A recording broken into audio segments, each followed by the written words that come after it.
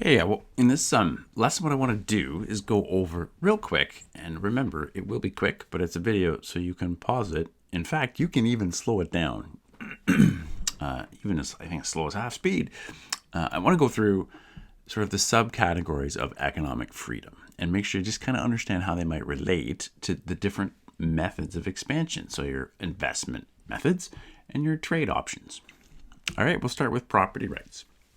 So if you can read the sort of the page that was linked about what each one is, you can probably figure it out. If you can't, ask a question. So I'm not going to spend a lot of time on that. So property rights is basically all the rights associated with owning things, owning assets. And they have a big impact on investment because essentially that's what an investment is. It's things you own. So factories you've built, property you've purchased or are trying to purchase. And so the degree to which a country essentially leaves you alone to engage in those things, whether you're a foreigner or a citizen, is an important aspect of economic freedom. Because without property, you can't actually accumulate capital and wealth, right? Or deploy it to run a business, all the different types of resources, for example, right? And so obviously, investment is probably the one that cares about this the most, but trade too. When you export to a country, usually you sign a contract, and when that stuff is there, it needs to be paid for. And if it's not, you seek a legal remedy in that country. So hopefully, property rights are functioning, and it's not just actually the ability to have property, but how easily you can actually register it, how well those organizations, government agencies that register and track who owns what and who owes. Because remember, a debt is a type of property. It's if you've lent somebody money, the right to be repaid is an asset. That's property too. So all those contracts, it's all part of property rights and how well they're enforced, which leads us into the next one, right? So judicial effectiveness. In fact, the Freedom Index, the website, believes that this is actually the most important one of all, because when your legal system starts to go downhill, it's a sign that your society is about to go downhill as well, and it's often an indication of economic freedom is going to shrink and economic prosperity is going to go with it, because we already know they go together, right? We've seen the data. We saw the bubble chart. So judicial effectiveness is sort of not only whether your courts are fair and just, but how efficient they are. Like, does it take 10 years to get a court case through? Obviously, big impact on investment, because judicial effectiveness is how you enforce contracts, how you protect your property if someone violates it, takes it, damages it, or doesn't pay you back a debt, whatever, right? Your workers refuse to work and you've already paid them. All that sort of stuff would be covered by the court system, which is what judicial effectiveness refers to. And when you trade, you have contracts too, right? Nobody sells a whole bunch, like $1 million of goods overseas without a contract in place already to be paid. And often some of the payment comes up front before you even ship it. So same thing, it's important, whether it's trade or investment. But obviously investment, you could argue it's a little bit more important, but really that's just because you have more at risk with investment. But we already know that from the methods of expansion, right? I said you have to have the skin in the game, right? You have to build a building or a factory or a store or whatever. Government integrity refers to, just rampant corruption and just something that undermines any faith in a just or a fair process, which is a real problem for the way the courts run, the way other organizations run, whether you can register a property quickly, get a business license quickly, all of these things, if there's just this mass corruption, can really undermine economic freedom and productivity. Because if the brother-in-law of the state official in charge of registering businesses gets a business and other people don't, well, that's not necessarily a good thing for the economy. If the brother-in-law's cousin's nephew or whoever it is an idiot, just because someone knows someone is related to someone important doesn't necessarily mean they have the best business idea or the hardest working or whatever, right? So if it's corruption that's running the government and its agencies, you undermine the whole system, and you're also not rewarding hard work or efficiency or the things that create productivity, and ultimately that creates wealth and prosperity, right? So it's a problem. Tax burden. So essentially this means the more tax you pay, the more of an intervention it is of the government in the economy. So the less free of a market you've got. Because essentially what a tax is it's a legal theft. The government is taking your money and deciding to spend it on what it wants to spend it on. And when a bureaucrat, a government agent, is spending money, it's not theirs, so they're far less careful with it. So that's the theory anyway, that governments are inefficient in terms of the way that they spend money. And you might have been much more efficient and spent it on something that created satisfaction or productivity in a far greater way than if the government hadn't taken it. So the more tax, the more interference there is, the less flexibility businesses and any type of taxpayer has. So governments do tax trade. It's usually the stuff that comes in. So it would be imports into your own country. So if you're exporting, you could expect your exports to be taxed when they arrive in your destination country. And that's about it. But most of the tax burden would fall on you as an owner of a business, or sales taxes on the things you're selling in a country and that sort of thing. So it would probably be a bigger sort of stymie growth for a business running within the country, but still a burden.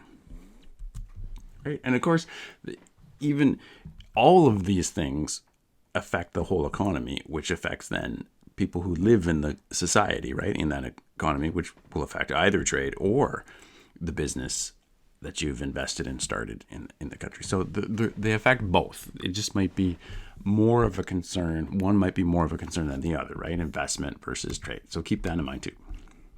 Government spending is the other side of this.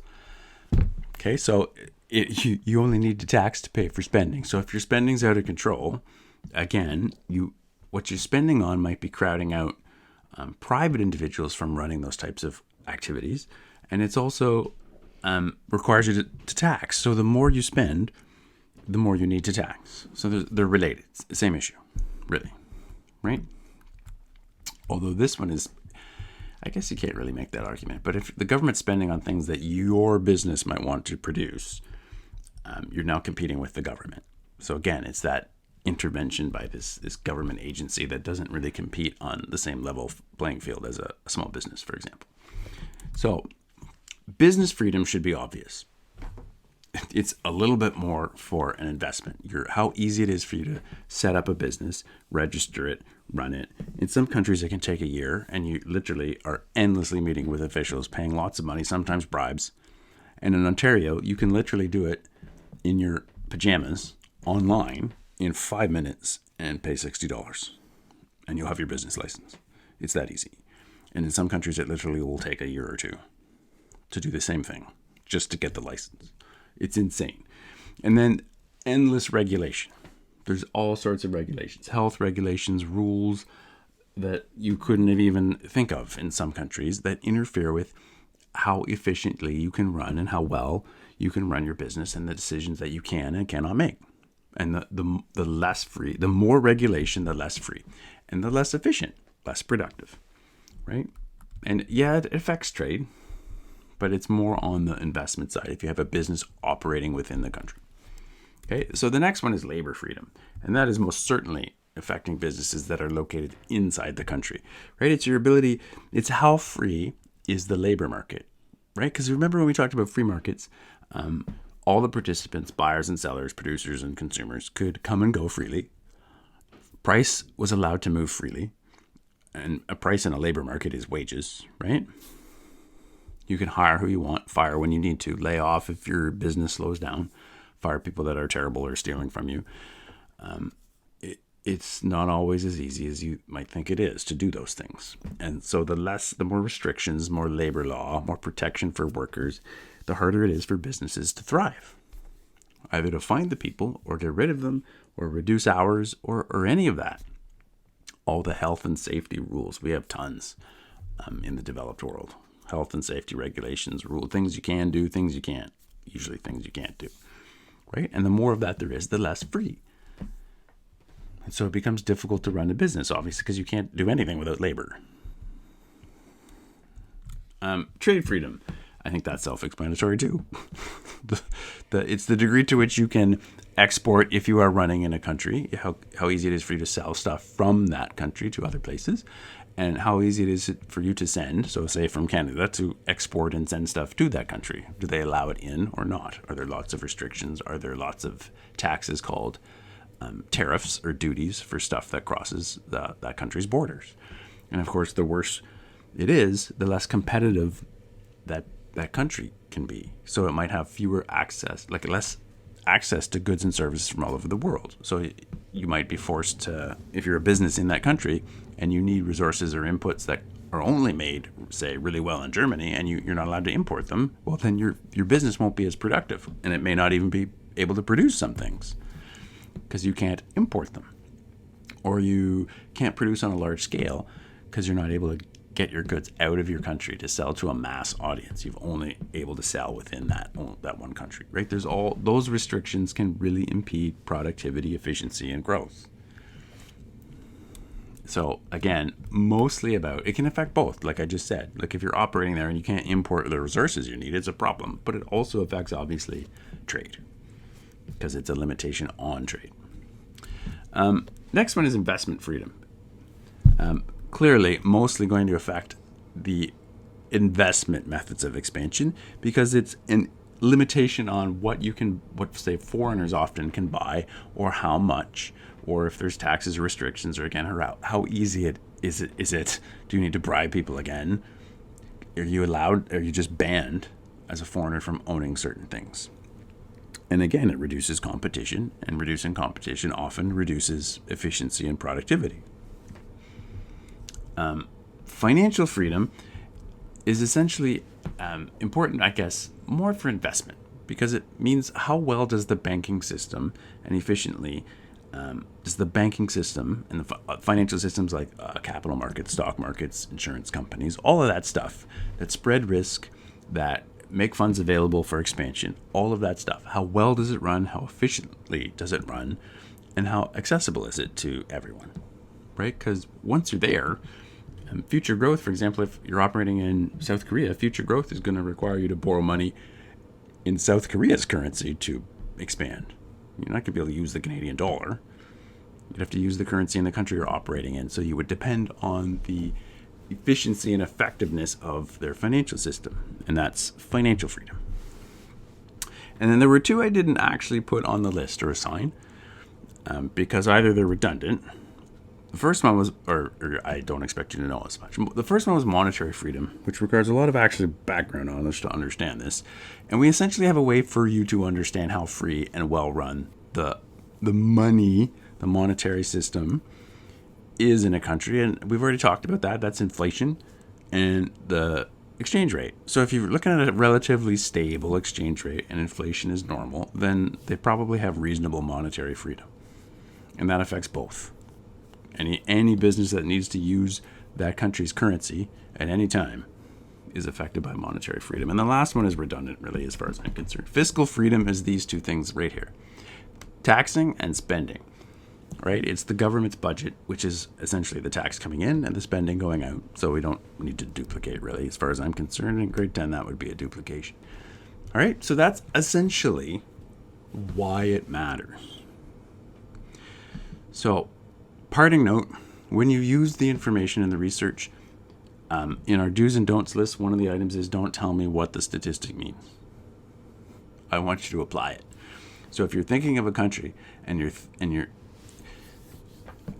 I guess what I'm trying to say is, once you've looked at these and you've seen the trends for the country you're thinking of, they should help tell you the best method of expansion, right? So if labor freedom and business freedom and judicial effectiveness are terrible in the country or seem to be going downwards, then you probably don't want to open a business there where there's no judicial system that's going to favor you. The business freedom to set that business up is terrible, and you're going to have trouble hiring people or keeping them.